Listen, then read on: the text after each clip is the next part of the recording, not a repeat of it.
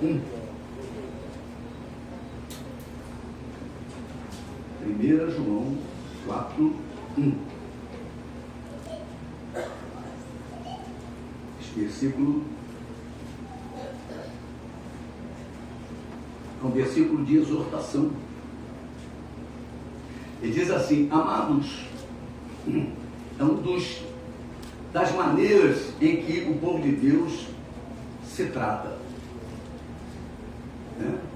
No mundo as pessoas chamam as outras de desgraçado, pilantra, safado. Dentro da igreja não, amado, amada, porque nós somos amados.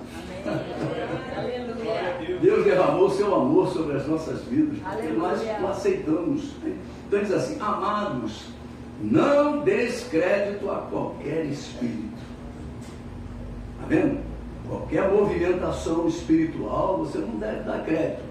Antes, provai os espíritos se procedem de Deus, porque muitos falsos profetas têm saído pelo mundo fora. Então nós precisamos pegar esse versículo e colocar ele através daquilo que Deus nos exorta. Nós precisamos tomar conhecimento do que está por trás desse movimento espiritual. Então, quando nós observamos o mundo espiritual, e muitas vezes a pessoa fala assim: eu vou no culto de cura e libertação, eu vou ficar liberto. Meu irmão, não adianta você ficar liberto no culto e continuar preso na prisão do engano. Você precisa tomar posições de liberto, porque o liberto ele não volta para a prisão. O sujeito recebe do juiz a carta de alforria, quer dizer, a carta de libertação, e ele sai da prisão e no dia seguinte ele volta por conta própria. Tem muito cristão fazendo isso. Jesus liberta ele do pecado e ele volta para o pecado. Liberta ele do vício e ele volta para a boca. Liberta ele da bebida e ele volta a beber. Liberta ele dos amigos do corpo, os amigos da desgraça, e ele volta lá para aquelas amizades. E o Salmo número 1 fala que você não deve andar com aqueles tipos de pessoas. Os escarnecedores, os pecadores. A palavra de Deus ensina isso. Então nós precisamos tomar atitudes. Então Deus, através desse versículo, nos coloca numa condição. Deus nos coloca numa condição, e na qual Ele mesmo estabeleceu para o seu povo. O seu próprio povo deve fazer prova do mundo espiritual. Quem tem que fazer a prova somos nós, igreja do Senhor. Você vai num lugar e você vê lá um movimento, daqui a pouquinho o pastor pega um copo d'água e diz que a água vai estar fluidificada, está ungida, está isso e aquilo, e joga em cima de você. No dia seguinte está mal, meu irmão. No dia seguinte você está mal. Por quê? Porque o espírito de engano está naquele movimento. Onde é que está isso na Bíblia? Você tem que ir para a Bíblia. Deus se revela pela palavra. Olha, então nós precisamos conhecer com profundidade a palavra para não sermos enganados. Há uma onda aí de vender carro aí, que o sujeito pega numa locadora, o sujeito compra o carro é de uma locadora, o sujeito compra. Domingo passado, retrasado, o Fantástico até fez a reportagem. A pessoa compra na boa fé. Quantas pessoas na boa fé estão ali? Quantas pessoas na boa fé estão ali? Recebendo ali esse tipo de coisa. Eu vi ontem, o sujeito com uma toalhinha na televisão mostrando assim, falando assim: coloca a tua mão aqui. Olha, a toalhinha já botamos o óleo dela, o óleo sagrado. Guarda isso no teu coração. Sagrado é o teu corpo. Teu corpo é que é sagrado, porque ele é templo do Espírito Santo. Nós vamos falar isso hoje. Então nós não podemos abrir mão disso. O seu próprio povo deve estabelecer provas para si, através de padrões e regras estabelecidas pelo próprio Deus. Não são regras estabelecidas pela igreja, não, está tudo aqui, ó, na palavra. Você vai provar os espíritos pela palavra. E nós precisamos andar na presença de Deus, não de outro espírito. Só existe um padrão.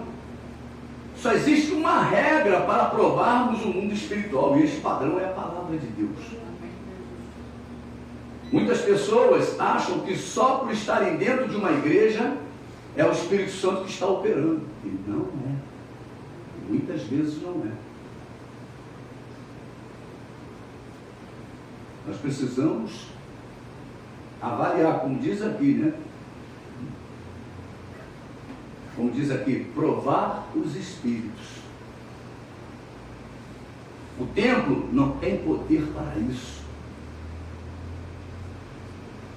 A denominação não tem poder para isso. A única coisa que tem compromisso é com a palavra de Deus. Deus não tem compromisso com o homem. Deus tem compromisso com a sua palavra. Eu vou dar um exemplo aqui. Faz de conta que eu sou Deus. E a Vanessa, segura aí desse lado aí. Qual é o meu compromisso com ela? A palavra. Entre eu e ela está a palavra. E quem é a palavra? É Jesus. Então a aliança entre eu e ela é Jesus. Amém. Glória a Deus.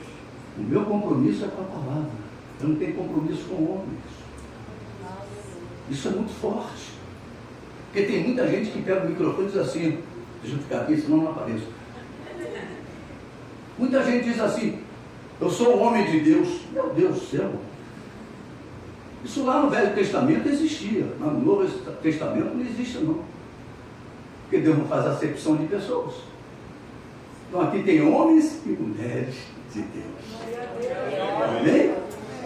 O homem de Deus não sou eu não. Eu também sou homem de Deus. É diferente. Porque senão viram ídolos. Viram seres superiores. Começa a botar a igreja como castas. Você está entendendo o que eu estou dizendo, irmãos? A igreja católica, os sacerdotes são uma casta. E o resto é o quê? São os leigos. Leigos. São pessoas que não entendem nada. A palavra de Deus não fala isso. A palavra de Deus diz que todos nós somos reinos e sacerdotes para Deus. Aleluia. Amém, queridos? Hoje estamos reunidos aqui para recebermos os benefícios de Deus. Por que Deus dá os benefícios? Porque Ele conhece que nós somos pobres, temos necessidade. Tem um irmão que entra aqui com uma dor na coluna, o outro entra com problema no coração, uma arritmia, o outro está com açúcar no sangue, o outro está com a perna está doendo, o osso ciático, o nervo ciático, cada um está com uma dor de cabeça, outro está com uma dor de dente, outro está com, meu Deus, está com um problema na família. Deus sabe de tudo. Então Deus vai vir e derramar os benefícios dele para o seu povo. Glória a Deus. Quando o povo de Deus saiu do Egito, eram mais de 3 milhões de pessoas. A Bíblia diz que não havia um só inválido. Você sabe o que quer dizer isso, meu irmão? Um povo inteiro saindo da escravidão, não tinha nenhum inválido. Ninguém era empurrado numa cadeira de roda, ninguém era levado numa maca, ninguém era ajudado, todo mundo andando pelas suas próprias pernas. O povo de Deus tem a capacidade de andar pelas suas próprias pernas. Deus não te fez um inválido. Você não tem que ser carregado por ninguém. Quem te carrega na glória é o Senhor. O Senhor que te pegou e te carregou. Eu carregava, antes de conhecer Jesus, eu carregava um caixão. Na Semana Santa eu carregava aquele caixão todo de roxo, eu com a roupa toda roxa carregando. Carregava o Senhor morto. Quando eu me converti, Ele me pegou, Ele me carrega em triunfo. É isso que Deus faz. Você precisa aprender a respeito do teu Deus. Não vive de migalha não, meu irmão. Você tem a fonte.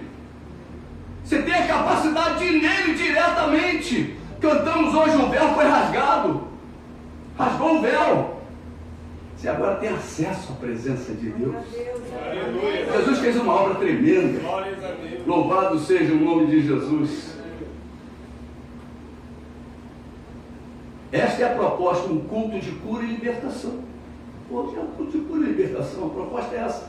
Mas se nos desviarmos daquilo que Deus estabeleceu para esta reunião, o seu espírito não terá compromisso com nada. Nós temos que estar focados. As coisas com Deus são focadas. O que a Bíblia diz? Olha, eu tenho que estar focado. Eu estou olhando para aquele relógio, eu estou vendo a hora. Eu não estou vendo o Paulo, não estou vendo a Mariana, não estou vendo o João, eu estou vendo a hora. Deus manda olhar firmemente para o autor e o consumador da minha fé.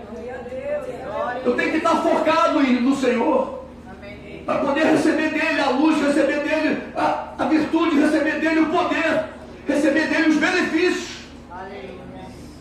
Nós precisamos estar focados no Senhor, porque Deus já se revelou a você através de Jesus. Não tem desculpa mais, meu irmão. Bom, era a igreja, você tem uma Bíblia. Bom, naquele dia vai ser um chororô, meu irmão. O dia da volta de Jesus vai ser um chororô. Mas vamos ver daqui a pouquinho. Um outro espírito estará agindo, e cabe a cada crente discernir isto, pois muitos falsos profetas têm saído pelo mundo fora.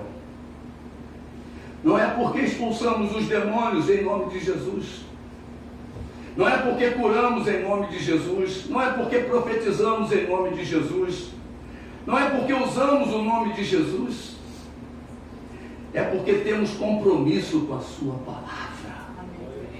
Você pode dizer, Deus exige compromisso com a sua palavra. Eu quero que isso fique bem claro no seu coração. Provai os espíritos se procedem de Deus. Lá em Mateus capítulo 7, se você tiver oportunidade, abra a sua Bíblia lá e acompanhe, porque esses versículos são muito fortes. Versículo 15 em diante, diz assim: acautelai-vos. O que quer dizer acautelai-vos? Tenha cautela dos falsos profetas, olha, que se vos apresentam disfarçados em ovelhas, mas por dentro são lobos roubadores. Você pode dizer, a minha alma é preciosa. Os lobos estão de olho nela. Mas olha só o que ele diz: pelos seus frutos os conhecereis. Colhem-se porventura uva dos espinheiros ou figo dos abrolhos? Assim toda árvore boa produz bons frutos, porém a árvore má produz frutos maus. Não pode a árvore boa produzir frutos maus, nem a árvore má produzir frutos bons. Toda árvore que não produz bom fruto é cortada e lançada no fogo, ao fogo. Assim, pois, pelos seus frutos os conhecereis. Nem todo o que me diz Senhor, Senhor entrará no reino dos céus, mas aquele que faz a vontade de meu Pai que está nos céus. Muitos naquele dia, olha, por isso que eu disse, vai ser chororô, hão de dizer-me: Senhor, Senhor, porventura não temos nós profetizado em teu nome? E em teu nome não expelimos demônios? E em teu nome não fizemos muitos milagres? Olha, está falando de milagres, meu irmão. Então lhes direi explicitamente: nunca vos conheci. Porque não foi Jesus que fez aquela obra, foi um outro tipo de espírito. Apartai-vos de mim os que praticais a iniquidade. E o que é iniquidade? É a repetição de pecado. E o que é pecado? É você não estar na palavra. Se você não estiver na palavra, você não está agradando a Deus. Não adianta você, vamos voltar lá no Velho Testamento, cumprir 9 mandamentos e um não.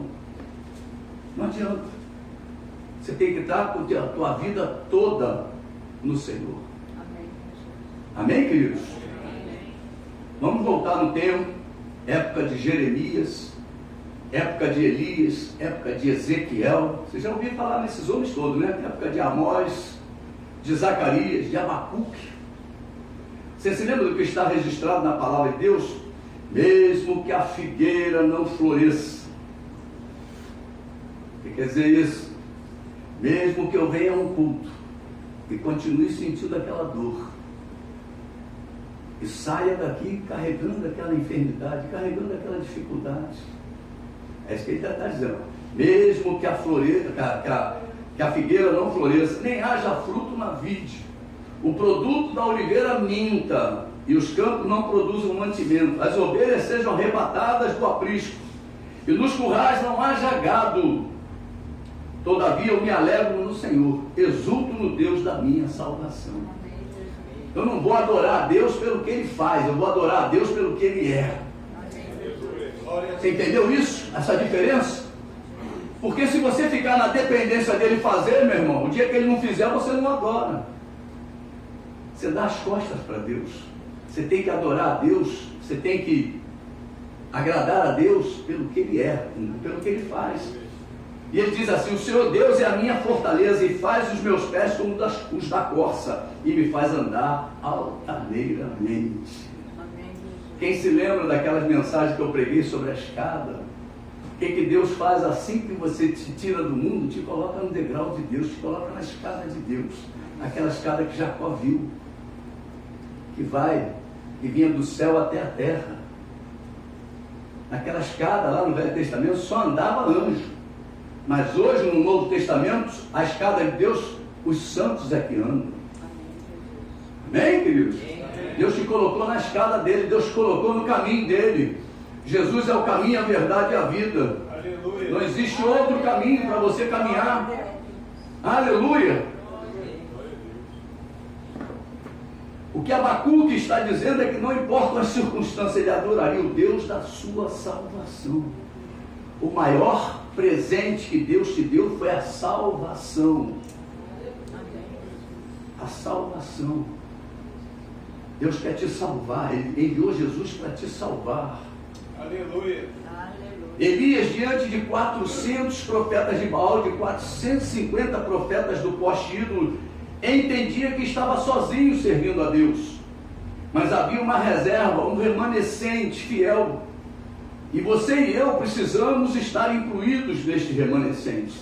Meu irmão, o que você está vendo hoje na igreja do Senhor? Uma igreja, desculpe usar o termo, sem vergonha.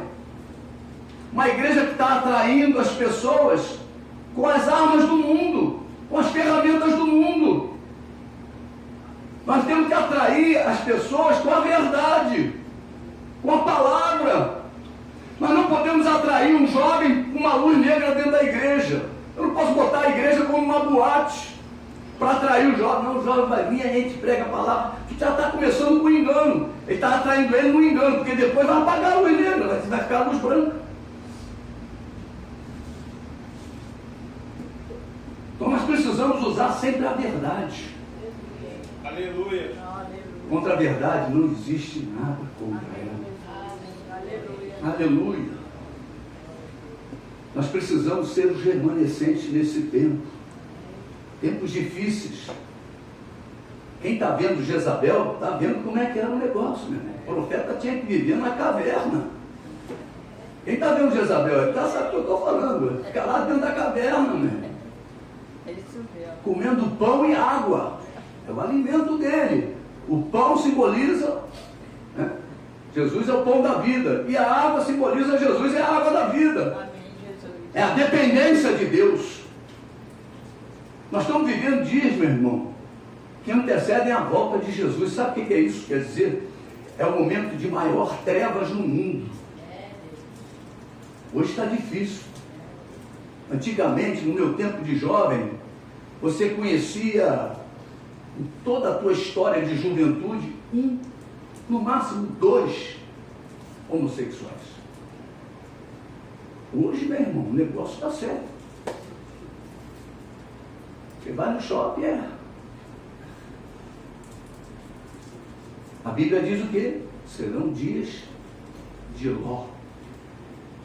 Aí vai lá na história de Ló. Como é que é a história de Ló? A história de Ló conta que as três pessoas da divindade, Pai, o Filho e o Espírito Santo, apareceram para Abraão, porque Abraão tinha uma aliança com Deus, e Deus se revela àquele que tem uma aliança com ele. E aí ele disse que ia destruir Sodoma e Gomorra. E 2 foram. E o pai ficou com Abraão, e foi o filho e o Espírito Santo a Gomorra e a Sodoma. Chegou lá, na casa de Ló, queriam o quê? Pegar ele. Ló ofereceu suas filhas virgens. Eu não quero ir. Eu quero o pecado. Eu não quero um relacionamento desse tipo. Eu quero os homens que entraram aí. Meu Deus do céu. É a característica. A palavra de Deus fala isso. Característica também do tempo de Noé. Qual é a característica do tempo de Noé? Festa, né? Dava-se casamento, né? A palavra de Deus fala isso, é festança. Hoje o ser humano só pensa em festa, só pensa em orgias. Você vê as faculdades, o negócio está feio mesmo. Com esse corte aí da verba da faculdade, o negócio apertou, porque eles estão gritando por isso, porque tirou a teta. Acabou o biquinho do peito, acabou a teta. É sério que eu estou dizendo. Estão malucos. Estão malucos. Porque vai perder aquelas festanças, aquelas orgias que eles faziam nas faculdades. Nossa, é feio. Então, não é pelo que Deus me faz que eu vou adorá-lo, é pelo que Ele é. Tá, amados? Então, nós estamos vivendo os últimos dias, nós não podemos colocar em condições para Deus. Seja agradecido. Você precisa agradecer a Deus pela tua salvação. Hoje os jovens estão trabalhando com um limite muito pequeno, muito curto. Porque os jovens estão acostumados a não serem perdedores. E qualquer decepção na vida deles, eles pensam em se matar. Pensam em suicídio. Pensam em suicídio. Parece que o fim da linha deles acabou. Meu irmão, tu tem uma vida longa. Aliás, tem uma vida eterna para você. Uma vida eterna. Aleluia. Às vezes é um problema emocional, um problema de uma prova que não foi bem, e para essa jovem, parece que já é o fim da vida. Perdeu as esperanças. Mas Jesus é a nossa esperança. Então nós somos os remanescentes, nós estamos vivendo esses dias, né? Nós estamos vivendo dias do pecado. Tu liga a televisão, tu tem que vigiar o canal que você vai ver. Você tem que vigiar o filme que você vai ver. Qual é o filme hoje que não tem palavrão, não tem sexo? É difícil. É difícil hoje você ver um filme que não tenha isso. Então as pessoas estão com isso tudo entrando dentro dele, recebendo essas informações e abrindo mão da palavra de Deus. Na época de Jeremias, todo Israel já havia sido levado para o cativeiro. Todo Israel já tinha ido embora. Só faltava Judá agora. Lá em Jerusalém, o rei Judá estava tomando a mesma direção, o cativeiro babilônico. Mas Deus é amor. Deus levanta aquele adolescente para profetizar, para ajudar.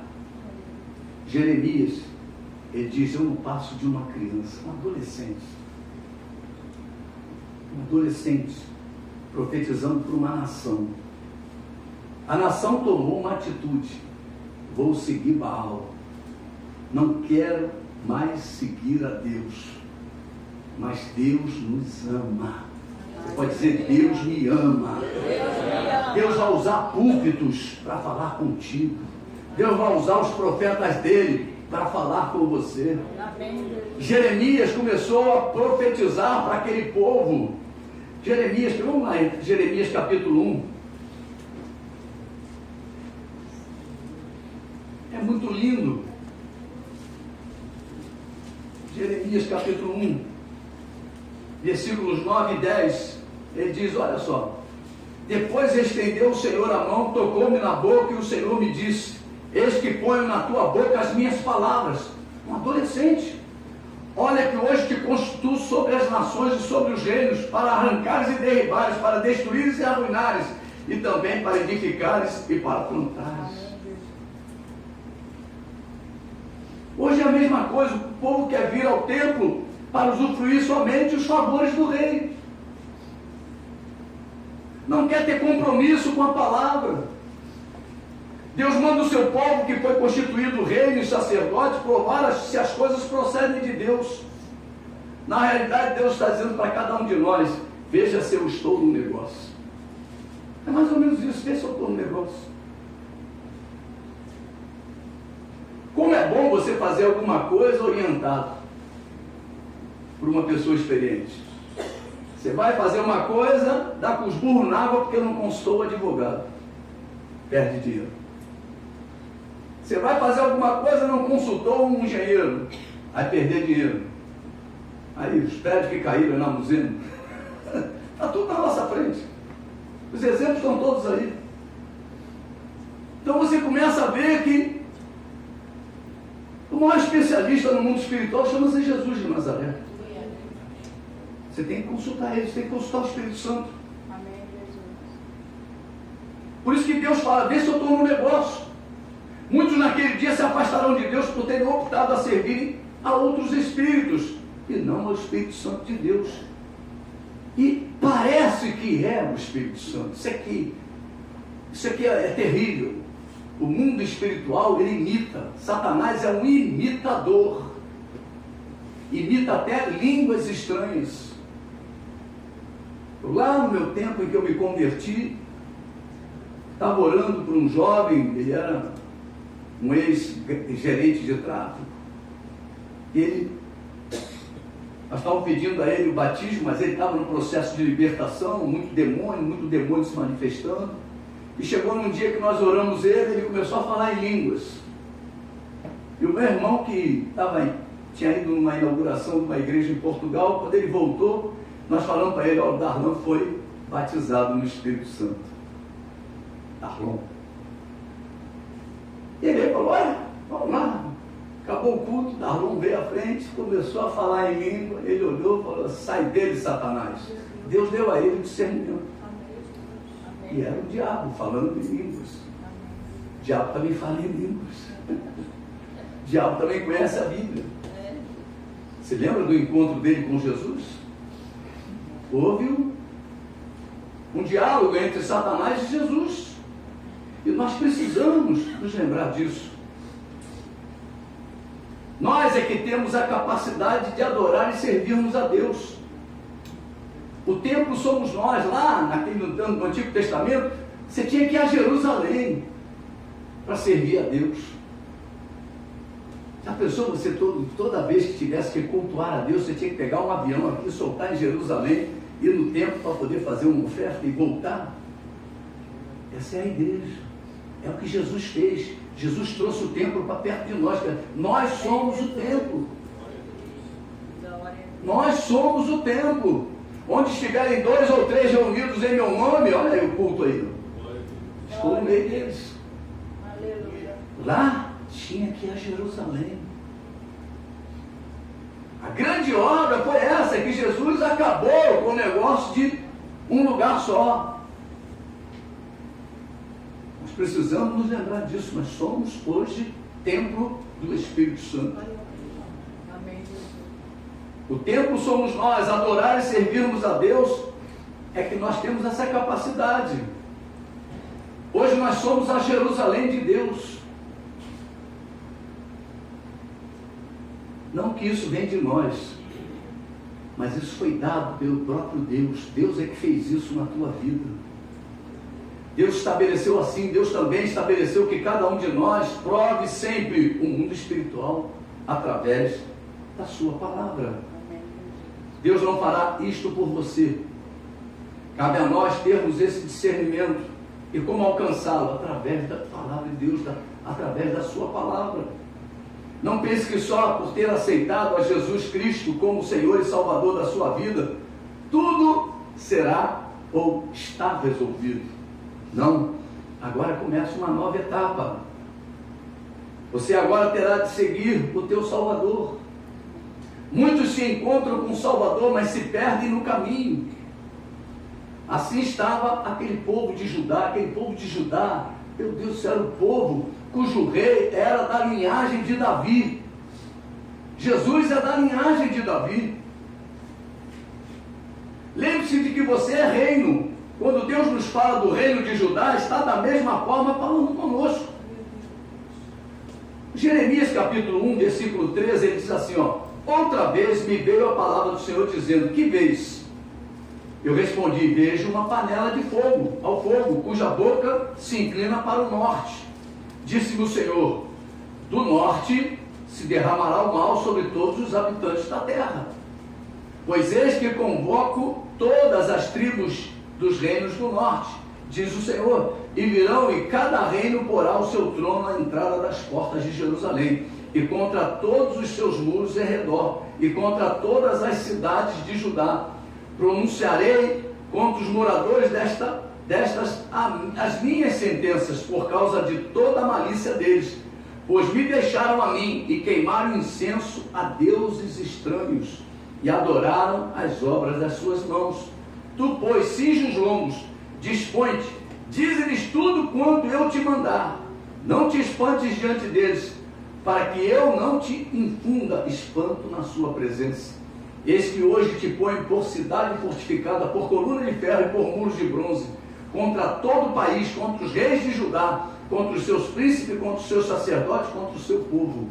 Pelejarão contra ti, mas não prevalecerão, porque eu sou contigo, diz o Senhor, para te livrar. Ser profeta naquele tempo era duro.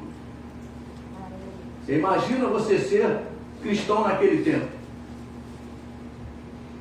Jeremias foi levantado contra um reino inteiro, um reino rebelde. Às vezes a gente pega uma pessoa, a pessoa parece estar obstinada. Está obstinada. Ela não quer olhar para Jesus, ela não quer escutar a palavra de Deus, ela está obstinada nos seus pecados. Está obstinada nos seus pensamentos. Aquele reino havia se esquecido do seu Deus. Achavam que por terem a presença do templo, eu sou templo do Espírito Santo. Meu irmão, isso não quer dizer nada. Eles tinham um templo na sua terra. Eles achavam que poderiam ficar livres das adversidades. E quando agimos sem provar os Espíritos, agimos com malícia. A grande maioria do povo de Deus acha que por fazer parte do seu reino estão livres da ação dos demônios.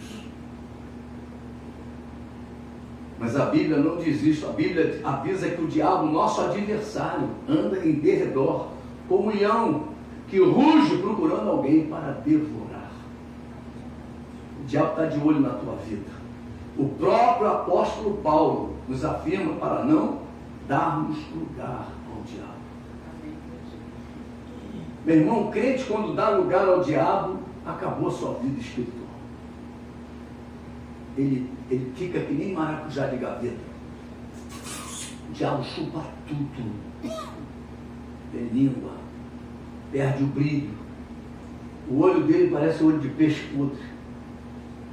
Ele não tem mais força nem para levantar o braço para adorar a Deus. Mas Deus nesta noite quer te levantar. Deus nesta noite quer te erguer. Para que você possa ser um novo homem, uma nova mulher. Em nome de Jesus. O reino de Judá deu permissão para que estes tipos de espíritos entrassem no meio do povo e foram corrompidos em sua adoração ao Deus vivo e verdadeiro. Quem está vendo Jezabel está vendo que a luta no povo é o quê? Para preservar a fé. Mas a ordem de cima, um rei fraco, um rei frouxo, como Acabe, né? Um rei frouxo começou a permitir a ação de Baal e Aserá, demônios das nações. Nós somos a nação santa. Quem faz parte dela, levante a mão e glorifique o nome do Senhor. Nós somos a nação santa. Mas as nações têm deuses estranhos. Então as nações vêm, é o mundo, vem contra a nação santa. Para mudar os costumes da nossa vida. Mudar os costumes estabelecidos pelo Senhor. E aquela nação começa a mudar.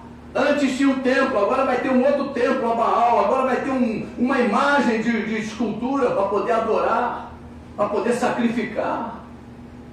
As pessoas começam a mudar os seus hábitos lentamente. E quando vê, não vão mais nem no templo. Hoje não tem mais nem a igreja. E nós precisamos alertar.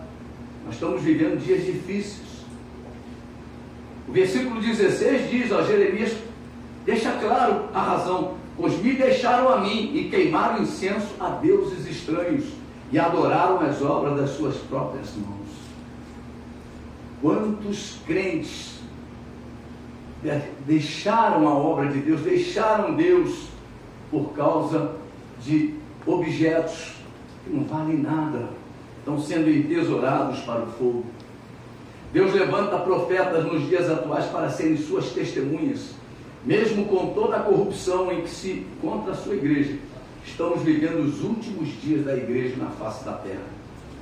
Dias de multiplicação da iniquidade, dias de falsos profetas, dias de falsos mestres. Meu Deus, só cuidado com esses coaches, com esses camaradas aqui. Agora tem um aí que está dizendo que ele vai te ensinar a tratar com pessoas. É difícil isso.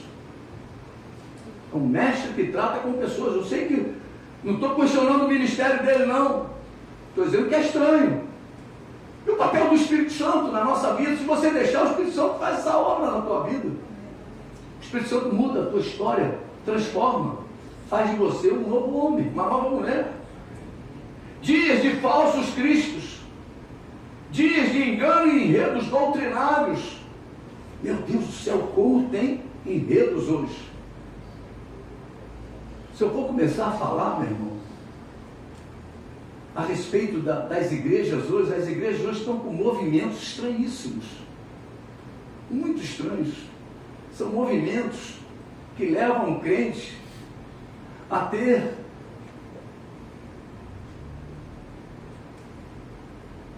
ficarem debaixo de um governo que a Bíblia não orienta. Não é o governo de Deus para a igreja.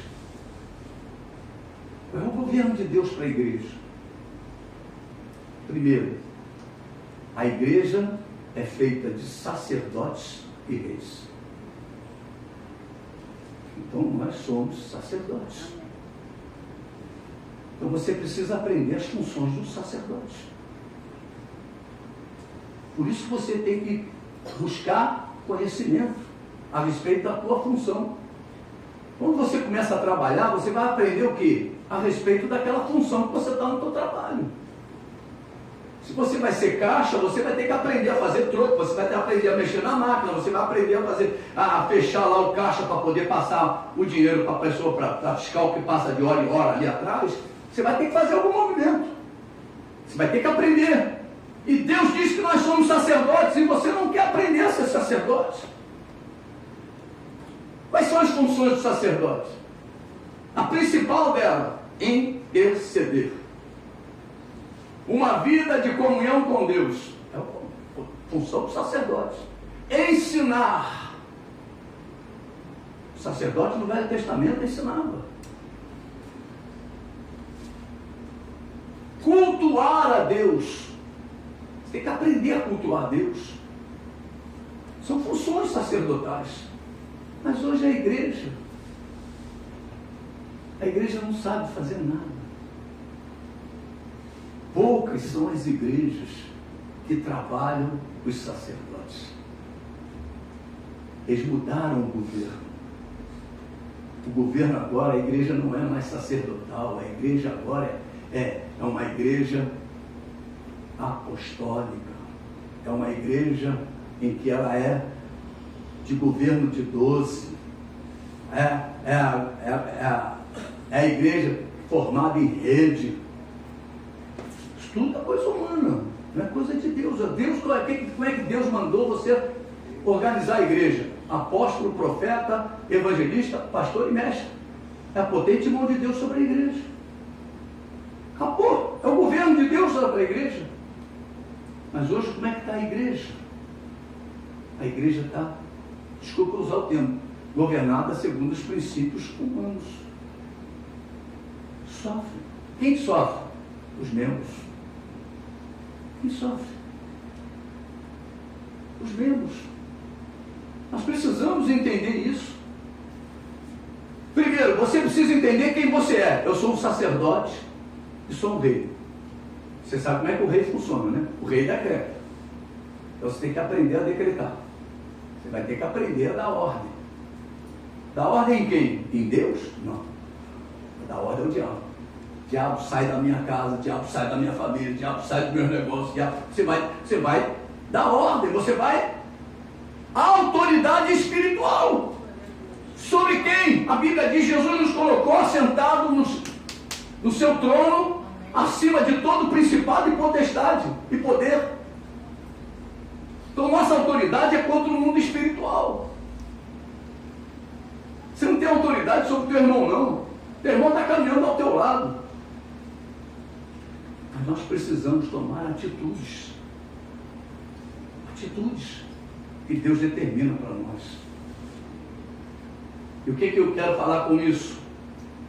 É que se você tomar essas decisões, esses dias, você vai passar por eles. Você vai passar por eles. Eles vão ficar. Muitos cristãos estão ficando nesses dias. Estão ficando presos à iniquidade, estão ficando presos aos falsos profetas, estão ficando presos aos falsos mestres, estão ficando presos aos falsos cristos, estão ficando presos ao engano e aos enredos doutrinários. Então nós precisamos tomar cabe a cada um de nós permanecer firme na presença de Deus através da sua palavra. Não confie em homens, não dê a sua alma a qualquer um. Tua alma é valiosa. Eu vim de uma igreja poderosa, eu via cego ver. Eu via coisas grandiosas. João era pequenininho, João tinha 8, 9 anos, 10 anos. Paulinho tinha 7 quando nós fomos para lá. E o que aconteceu com aquela igreja? Sua liderança se perdeu doutrinariamente. E qual é meu vínculo? É com o homem ou com Deus? Você tem que questionar isso. Você está na igreja por causa de quem? Você tem que entender isso. Qual é o teu objetivo na igreja? É paquerar? Você está na igreja por causa da menina? Você está na igreja por causa de A, de B, de C? Você está na igreja por causa do pastor? Está perdido. A ovelha entra na igreja, o sujeito entra na igreja de cabeça baixa, aceita Jesus e olha para quem? Para o pastor, que foi quem levou ele a Jesus. Aí qual é a função do pastor? Fazer ele ensinar ele a olhar para Deus. Essa é a função pastoral. Ensinar você a depender de Deus. Você está na igreja por causa de Deus. Você não pode estar na igreja por causa da poltrona. A poltrona aqui é confortável. Meu Deus, é porque tem um ar-condicionado maravilhoso. É porque tem um louvor especial. É porque tem uma turminha da pesada comigo. Meus irmãos, nada disso é de Deus, meu irmão. As coisas de Deus estão na palavra. É aqui que é a riqueza de Deus para a tua vida. Culto de libertação é isso, é te levar a ser liberto de tudo. Não adianta eu orar você e você, o inimigo manifestar e sair fora e acabou. E aí? Lá fora ele está te esperando. E qual é a tua atitude? A vida do cristão é uma vida de atitudes. É uma vida de posicionamentos. Você está posicionado diante de Deus. Você não está aqui para se divertir. Poxa, que louvor, vou ver o Márcio cantar. Pelo amor de Deus, está perdido. Está perdido.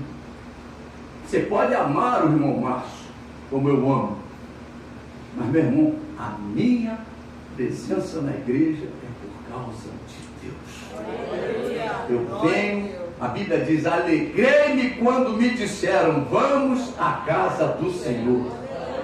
Porque lá eu vou ter um encontro com Deus, eu vou adorar o meu Salvador, eu vou adorar aquele que me libertou, aquele que me arrancou das mãos do inimigo, aquele que está me conduzindo em vitória, aquele que está me levando às mansões celestiais.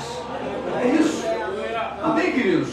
Vamos ficar de pé, não vou continuar não, tinha mais umas coisinhas para falar, mas a hora não nos deixa. Queria convidar o louvor.